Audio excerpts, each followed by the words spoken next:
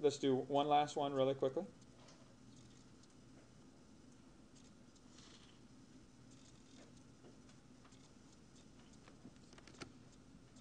Okay, I want you to see if you can do this one on your own. See if you can come up with the absolute value inequality form of this relationship. Here's what we can get so far. We know they're all going to, all the absolute value inequalities will start out this way, absolute value of x minus some quantity. Okay. Will I have a less than or greater than? Now it's sandwiched, so it's less than. Will it be less than or equal to?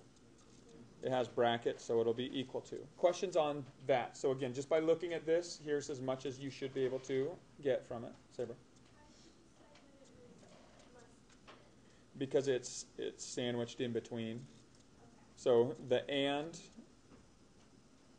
which is the less thans, or the less than or equal to's, are the ones where it's sandwiched between. The ors will extend out in the other direction.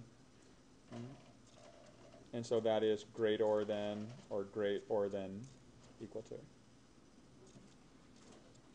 So here's what we have so far. So all we need to do is find the middle point. What's the middle point between -7 and -1? We add them together. -7 plus a -1 is -8, divided by 2 is -4. So we can just write a -4.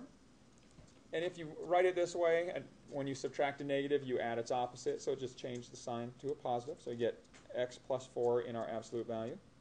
And then your tolerance is the distance between these. And what is that distance going to be?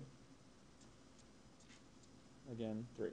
So this would be your absolute value inequality for that relationship. Okay, so let's say we take a problem like number 68 on page 54. Okay, I want you to see if you can now apply this line of thinking to that particular problem. And it says that the length of a basketball court can vary from 84 to 94 feet, okay, inclusive.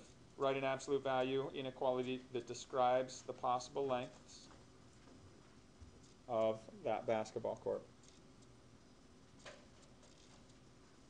Lower limit. Lower limit is 84. The upper limit is 94. Will there be brackets or parentheses at these? It says inclusive, so that means that you'll have brackets. So here is the graphical representation of this. So if we want to find the absolute value inequality, we need to locate the midpoint, the middle point of this. Okay, and so what is that middle point going to be? So the middle point is 89. And 89 is a distance of what from each of these? 5. So when we set up our absolute value, and I think on there, I think I specify what variable to use, but I think it's an L. So instead of an X, did I say on there to use X? Okay. So if we use X minus this midpoint of 89, and are we going to be less than or greater than? Less than. Will it be less than or equal to? So it's inclusive, so it has the equal to, and then the distance or tolerance of 5. And so this would be your representation. Okay, if you looked at this, the way that you can set this up is if you take the length of the wood, the difference between the length of the wood and the specified length that you were asked to cut, what is the tolerance for that difference? Has to be within 3/16. And so here is the way that your expression would be set up. And now, in all honesty, the p and the x, we haven't talked about this yet, but when you're dealing with absolute value, it doesn't matter which order they go in. You're just looking at the difference between the actual and the specified length. As for the sake of this,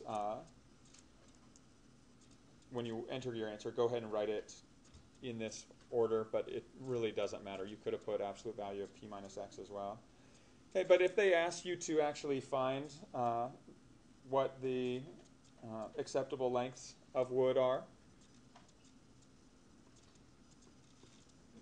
if they specify that it should be 9 1/8 inch. Okay. Let's talk about how you could find these upper and lower limits here. Okay. So if you thought of 9 1/8 inch, you can find the upper and lower limits by moving how far in each direction? What is the tolerance for this?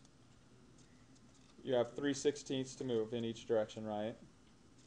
So let's think of this. 1/8 is how many sixteenths?